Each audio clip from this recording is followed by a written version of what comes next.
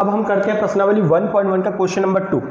ठीक है, question number 2 को सॉल्व करने से पहले हम क्या करेंगे, इसके उदाहरण को समझेंगे, जिससे क्या होगा हम इस क्वेश्चन के जो इस टाइप के जो क्वेश्चन है उनके बेसिक को बहुत अच्छे से समझ लें। ठीक है, तो पहले हम उदाहरण को सॉल्व करते हैं तो आपको क्वेश्चन का टाइप समझ में आ जाएगा। तो चलिए शुरू करते हैं। देखिए क्या लिखा हुआ है, दर्शाइए कि प्रत्येक धनात्मक समपूर्णांक 2q के रूप का होता है। ठीक है, और धनात्मक विषम पूर्णांक 2q + 1 के रूप का होता है। क्लियर, इसका मतलब ये है, ये बोल रहे हैं, पहले बात तो हमको धनात्मक समपूर्णांक का मतलब पता होना चाहिए। ठीक है, धनात्मक समपूर्णांक। ठीक है, तो पहले हमको पूर्णांक तो आप जानते ही हो, पूर्णांक क्या होते हैं, जो प्लस के और माइनस के सभी नंबर होते हैं। और धनात्मक पूर्णांक बोल रहा है, धनात्मक पूर्णांक क्या होते हैं बच्चों,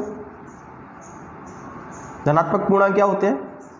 ठीक है, धनात्मक पूर्णांक होते हैं 1 2 3 4 5 और कहां तक, इनफाइनाइट तक, यानी कि सभी नंबर क्या होंगे, धनात्मक पूर्णांक। इसमें सम धनात्मक पूर्णांक कौन से होंगे,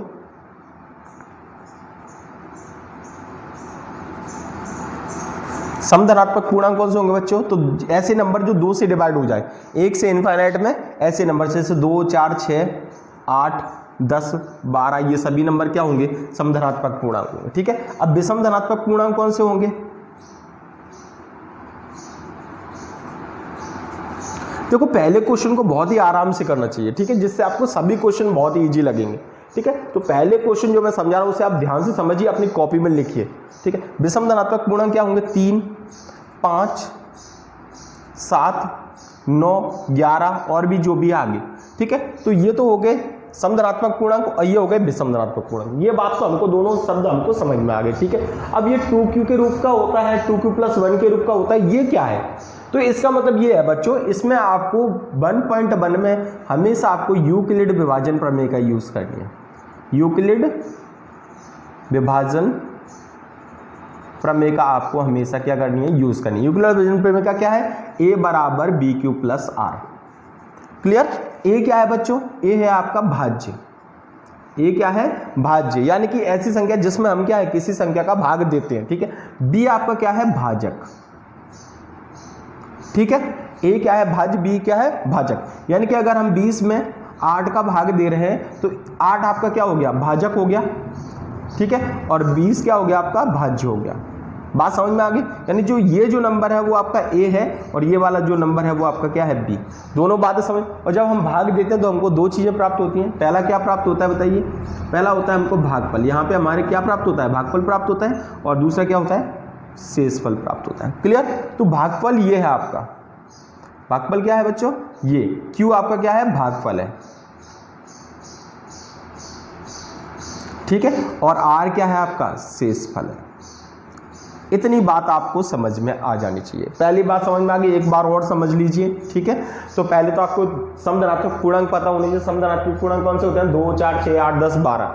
ठीक है, विषम धनात्मक पूर्णांक कौन से होते हैं, 3 5 7 11, यानी कि जिनमें 2 का भाग नहीं जाता वो विषम धनात्मक पूर्णांक हो, जिनमें 2 का भाग जाता है वो सम धनात्मक पूर्णांक होते हैं। उसके बाद आपको यूक्लिड विभाजन प्रमेय के बारे में पता होना चाहिए। ठीक है, वो होती है a = bq + r, यानी a आपका भाज्य है जिस संख्या में हमने भाग दिया, b आपका है जिसके द्वारा आपने भाग दिया। ठीक है, और जब भाग देते हैं तो हमको 2 चीजें प्राप्त होती है, q और r, और ये एक नियम है।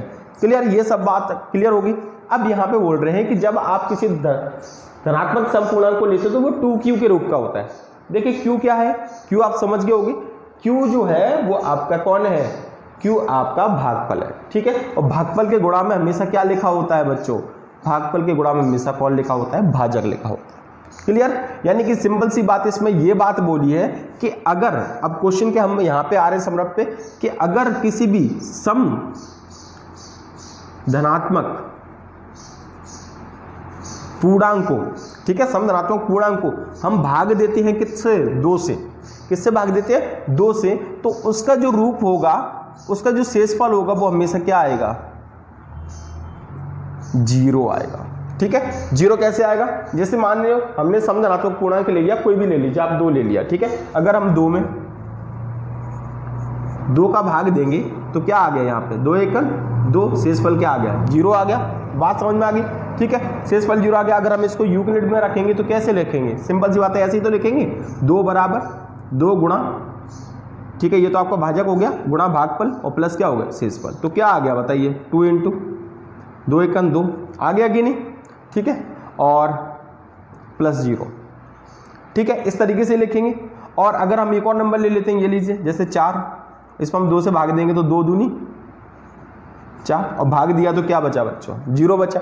इसको कैसे लिखेंगे, इसको ऐसे लिखेंगे 4 बराबर 2, जो आपका कौन है भाजक, भागफल कौन है 2 और शेषफल क्या है 0। सभी को इस तरीके से लिखना है। तो आपके जितने भी आ रहे होंगे सभी के शेषफल क्या आ रहे हैं 0 आ रहे हैं। क्लियर। तो ये है आपका पहले का आंसर। पहले का आंसर समझ में आ गया। इसका मतलब ये है कि किसी भी समधनात्मक पूर्णांक को अगर आप भाग देंगे किसका, 2 का, तो हमको हमेशा शेषफल जो है वो 0 मिलेगा। तो आपका जो रूप होगा वो हमेशा कैसा होगा, a बराबर, अब हम कौन से भी नंबर ले सकते हो, तो इसको यहाँ पे हम देखो 4 लिया, 6 लिया, 7 लिया, तो हम इसको यहाँ पे इस नंबर को क्या मान लेते हैं, a मान लेते हैं। ठीक है, 2 आपका वही होगा। और q क्या है, देखिए q हमेशा क्या हो रहा है, चेंज हो रहा है कि नहीं। यहाँ पे देखिए 6 लेंगे तो 2 तिया 6, यहाँ पे भी क्या आ गया 0। देखो यहाँ पे भागफल आपका 1 आया, यहाँ पे 2 आया, यहाँ पे 3 आया, और भी 4 5 6 7 कुछ भी आ सकता है। तो हम उस भागफल को क्या मान लेते हैं, q मान लेते हैं। ठीक है, और शेषफल आपका क्या आ रहा है, फिक्स आ रहा है 0। ठीक है, तो जो बदलता रहता है उसी को हम हमेशा क्या मानते हैं, चर मानते हैं। तो a बराबर क्या आ गया बच्चों, 2q आ गया।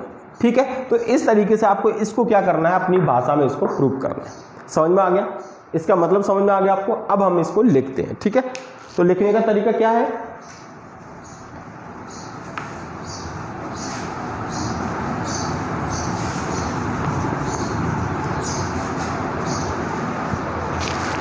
लिखने का तरीका है यहां पे माना, अब यहां पे हमको कोई भी नंबर लेना पड़ेगा, क्यों, क्योंकि फिक्स नंबर तो है नहीं। तो माना a कोई धनात्मक पूर्णांक है, a क्या है, कोई धनात्मक पूर्णांक है। ये बात समझ में आ गई। ठीक है, तथा b की वैल्यू हम समझ में आ गई, हमेशा आपको b ढूंढना आना चाहिए। तो b की वैल्यू क्या है, यहाँ पे देखो q के गुणा में हमेशा b का मान लिखा होगा, यानी कि 2। बात समझ में आ गया आपको। ठीक है, तो हमेशा अगर b का मान जो होगा वो q के मल्टीप्लाई में होगा। ठीक है, जितने भी सवाल होंगे सब में b की वैल्यू आपको निकालनी आनी चाहिए। b क्या होगा, हमेशा q के मल्टीप्लाई में। ठीक है, b बराबर 2। क्लियर। और जब भाग देंगे तो क्या क्या मिलेगा हमको, ठीक है, इस a में जब 2 का भाग देंगे तो हमको क्या मिलेगा, जिसमें q और r इस प्रकार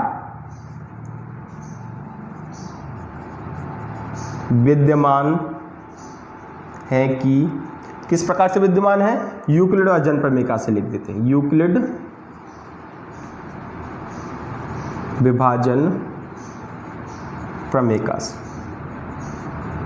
क्या होगा बताइए, यूक्लिड अजन प्रमेय का a बराबर bq प्लस r, और a की वैल्यू तो आपके पास नहीं है लेकिन b की वैल्यू आपके पास 2 है, और q और प्लस r। ठीक है, ये बात होगी। अब r की वैल्यू आपको पता है, जहां r का मान क्या होता है, r का जो मान है वो कहां तक जाएगा, हमेशा b से छोटा होगा। ठीक है, b आपका कौन है बताइए, b आपका 2 है, तो 2 से कैसा होगा, छोटा होगा, और कहां तक जाएगा, 0 तक जाएगा। क्लियर, बात समझ में आ गई आपको। जो r की वैल्यू है वो 2 से कैसे होगी, छोटी होगी और 0 तक जाएगी। तो r के संभावित शेषफल क्या होंगे, ठीक है, तब संभावित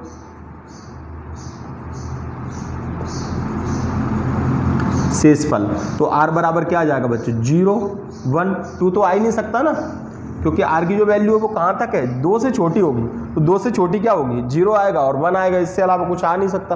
क्लियर हो गई बात यहाँ तक। अब हमको क्या करना है, इस पूरे को कहाँ रखना है, समीकरण नंबर 1 ये नाम दे दिया, इसमें रखना है। ठीक है, तो पहले हम क्या लिखते हैं, जहां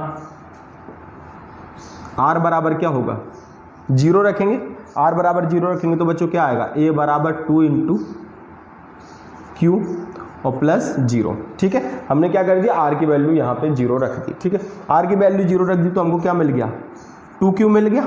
ठीक है, अब 2q बताइए ये सम है या विषम, बताइए सम है या विषम। q क्या है यहाँ पे बताइए, जहाँ q क्या है, जहाँ q पूर्णांक है, q क्या है, पूर्णांक है। पूर्णांक का मतलब क्या होता है, 1 2 3 4 5 6 7। देखो हम भाग दे रहे थे तो कुछ भी आ रहा था, और किसी भी नंबर का गुणांक क्या है, यहाँ पे गुणांक 2 है।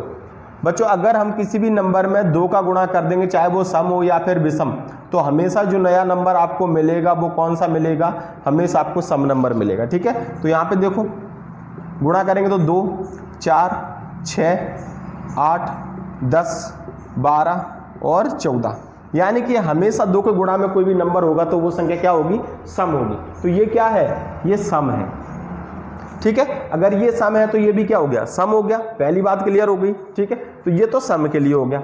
दूसरा, r बराबर क्या लेंगे, 1 लेंगे। r बराबर 1 लेंगे तो क्या होगा, देखो a बराबर 2q + 1, a बराबर क्या आएगा 2q + 1, ठीक है। और आपको यहाँ पे देखिए ये तो सम है, अगर ये सम है तो ये भी क्या होगा, सम, ठीक है। और यहाँ पे देखिए 2q + 1, 2q + 1 ये तो सम है, और सम में जब भी आप एक जोड़ोगे तो हमेशा आपको विषम मिलेगा, ठीक है। तो ये क्या हो गया, विषम हो गया। बस हो गया आंसर। आपको इस तरीके से लैंग्वेज वाला क्वेश्चन है, ठीक है। तो हम क्या लिखेंगे, अतः प्रत्येक धनात्मक सम पूर्णांक 2q के रूप का होता है तथा विषम धनात्मक पूर्णांक किसके रूप का होता है, 2q + 1 के रूप का होता है। क्लियर, ये आपका आंसर हो गया। इस तरीके से आपको क्वेश्चन को सॉल्व करना है, ठीक है। नोट कर लीजिए।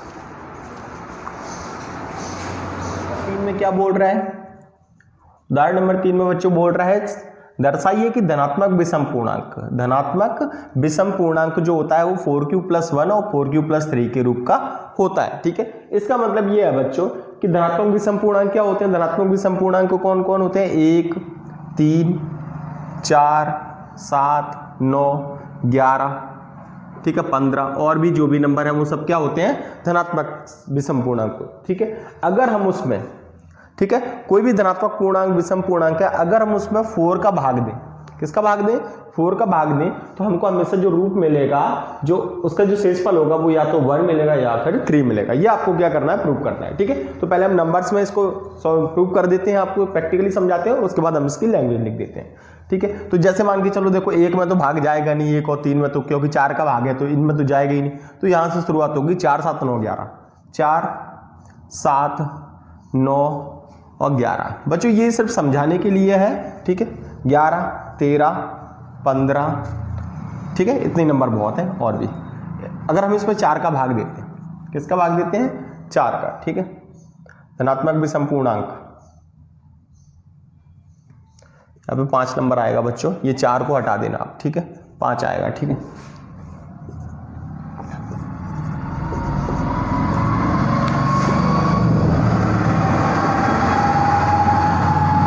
ठीक है, अब देखिए आप यहाँ पे भाग दें इसको, 4 एकन, शेषफल कितना है 1, 4 एकन, शेषफल कितना है 3, 4 दूनी 1, 4 दूनी 8, यहाँ पे कितना आएगा 3, और 4 तिया 12, शेषफल कितना है 1, और 4 चौक 16, तो 4 तिया 12, शेषफल कितना है 3। तो आप कौन सा भी नंबर लीजिए, धनात्मक विषम पूर्णांक होना चाहिए। अगर उसमें आप 4 का भाग दोगे, क्योंकि जो गुणा होता है उसमें कौन होता है, भाजक होता है, ठीक है। 4 का आप भाग दोगे तो हमेशा आपको क्या मिलेगा, 1 शेषफल 3 शेषफल, 1 शेषफल 3 शेषफल, ठीक है, 1 3, यही मिलेगा आपको हर जगह, क्या मिलेगा 1 3 मिलेगा। तो यही तो बोल रहा है कि 4q + 1 और 4q + 3 के रूप का होता है, यानी कि आपका देखिए यहाँ पे आपका ये जो q है वो तो आपका चेंज हो रहा है, क्यों क्या हो रहा है, चेंज होता चल रहा है, 1 आ रहा है, 2 आ रहा है, 3 आ रहा है, 4 भी आएगा, आगे 5 भी आएगा, 6 भी आएगा, और क्यों क्या है आपका पूर्णांक है, तो ठीक है, तो वो तो आएगी। और आपका शेषफल हमेशा क्या आ रहा है, 1 और 3। बात समझ आ गई, बस ये है समझने के लिए, और कुछ नहीं है इसमें, ठीक है। अब इसको लिख देते हैं हम लोग, ठीक है। तो लिखने का तरीका क्या है, हम कोई विषम धनात्मक पूर्णांक ले लेते हैं,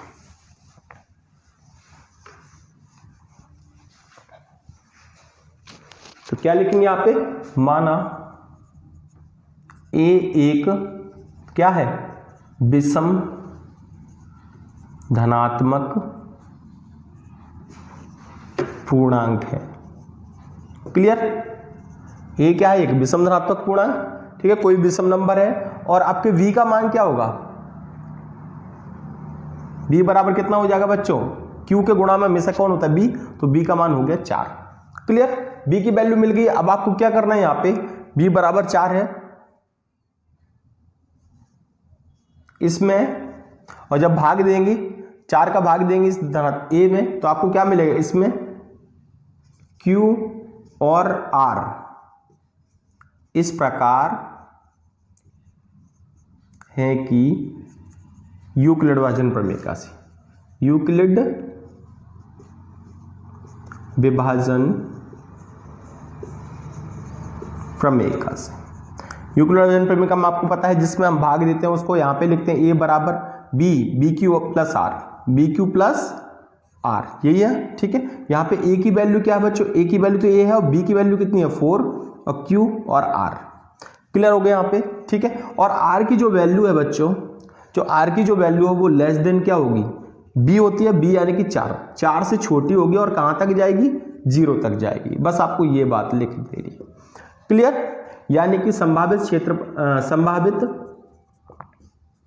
शेषफल क्या क्या हो सकते हैं बताइए, संभावित शेषफल क्या क्या हो सकते हैं। तो शेषफल क्या होते हैं, हमेशा r बराबर क्या क्या आएगा 0 आ सकता है, ठीक है, 1 2 और 3। ठीक है, तो जब भी आपको संभावित शेषफल निकालने हो तो आपको क्या करना है, जैसे 4 है तो 4 से कम रखना है और 0 से शुरू कर देना है। ठीक है, अगर यहाँ पे 5 होता तो 1 2 3 4, ठीक है, 6 होता तो 1 2 3 4 5, 7 होता तो 1 2 3 4 5 6, ठीक है, लेकिन 7 तक नहीं पहुंचना है। तो ये आपके संभावित शेषफल हो गए।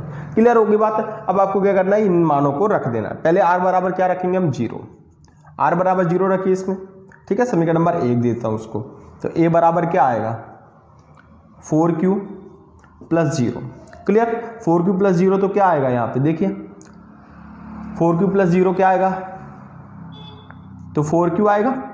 ठीक है, 4q कैसा होगा, 4q को हम क्या लिख सकते हैं, a बराबर 2 इंटू 2q लिख सकते हैं, 4 को क्या लिख सकते हैं 2 गुणा 2। आपको पता है किसी भी नंबर में जब 2 का गुणा होता है तो वो क्या होता है, सम होता है। क्या होता है, सम।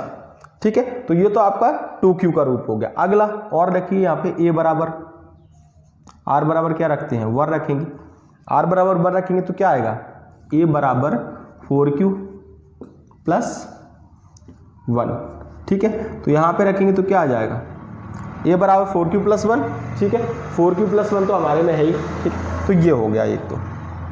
क्लियर, अभी मैं आपको पूरा प्रूव करा रहा हूँ, आप टेंशन मत लीजिए। ठीक है, उसके बाद तीसरा r बराबर क्या रखेंगे, यहाँ पे 1 रख दिया, आप 2 रखिए। ठीक है, तो a बराबर क्या आ जाएगा, a बराबर आ जाएगा 4q प्लस 2। ठीक है, तो a बराबर हो गया 2 इंटू 2q प्लस का 2। क्लियर, और यहाँ पे a बराबर क्या होगा, r बराबर 3, r बराबर 3 रखने पर, r बराबर 3 रखेंगे तो क्या आएगा बच्चों, a बराबर 4q प्लस 3। क्लियर हो गया सभी। अब देखिए, अब हम प्रूव करते हैं इसको, लास्ट में आपको क्लियर पता चल जाएगा। आपको पता है ये कैसी संख्या है, a जो है वो क्या है, एक विषम धनात्मक पूर्णांक है। a कैसा है, विषम धनात्मक पूर्णांक, यानी कि एक विषम नंबर है। ये क्या है, एक विषम नंबर है। तो सिंपल सी बात है, अगर ये विषम है तो इसका जो आंसर आएगा वो भी क्या होना चाहिए, विषम होना चाहिए। ठीक है, समीकरण का मतलब क्या होता है, जो लेफ्ट हैंड साइड में वो राइट हैंड साइड दोनों आपस में कैसे हैं, बराबर है। तो यहाँ पे देखिए a आपका विषम है, a कैसा है, विषम। देखिए पहले लिख दिया एक विषम धनात्मक पूर्णांक, एक विषम संख्या है, और यहाँ पे क्या आ रहा है 2q और q। ठीक है, ये सम आ रहा है, तो ये क्या हो गया, ये तो इसका रूप है ही नहीं। ठीक है, तो आपको कट नहीं लगाना है, ये सम है, यानी कि ये वाला रूप नहीं होगा। ठीक है, ये सम वाला। दूसरा a बराबर 4q प्लस, सम आ गया तो रूप होगा ही नहीं। क्लियर, ठीक है। दूसरे में क्या है, a बराबर 4q प्लस 1। ये तो देखो यहाँ पे a बराबर 2 इंटू 2q प्लस 1, ये तो सम हो गया। ये सम या विषम कुछ भी हो सकता है, और जब इसमें हम गुणा करेंगे तो क्या हो जाएगा, किसी भी नंबर में 2 का गुणा करेंगे तो क्या हो जाएगा, सम हो जाएगा, और सम में जब 1 जोड़ेंगे तो क्या हो जाएगा, विषम। तो इधर ही विषम और इधर ही विषम, तो ये क्या हो गया, विषम हो गया। ठीक है, उसके बाद ये तीसरा, इसमें क्या है देखिए, ये भी क्या है, सम है, क्योंकि यहाँ पे ये सम और सम संख्या के साथ जब हम सम संख्या को जोड़ते हैं तो क्या मिलता है, सम। ठीक है, और यहाँ पे क्या होगा, सम संख्या ये है, और सम संख्या के साथ जब हम 3 जोड़ेंगे तो क्या मिलेगा, विषम मिलेगा। क्लियर, तो आपको विषम कौन कौन सा है, बस आपको उसको देखना है। ठीक है, विषम क्यों देखना है, क्योंकि हमारा जो a है वो कैसा है, विषम। तो विषम कौन है इसमें, देखिए ये तो सम है। ठीक है, तो ये वाला है और ये वाला। ठीक है, तो हम लिखेंगे अतः धनात्मक विषम पूर्णांक। विषम विषम वाले देखना है, विषम विषम वाले कौन है बताइए, बताइए विषम वाले कौन है इसमें। तो विषम वाला कौन है, एक तो ये है, ठीक है, एक ये वाला है और एक कौन सा है, ये वाला, यही तो है। इसके अलावा ये देखो ये वाला तो नहीं हो सकता, क्यों नहीं हो सकता, देखो ये विषम है और ये सम है, ठीक है, इसीलिए ये इसको नहीं ले रहे हम। अगर इधर भी विषम होता तो हम इसको ले लेते, लेकिन ऐसा हो भी नहीं सकता, ठीक है, हम प्रूव कर चुके हैं पहले। तो हम क्या लिखेंगे, अतः धनात्मक विषम पूर्णांक 4q + 1 और 4q + 3 के रूप का होता है।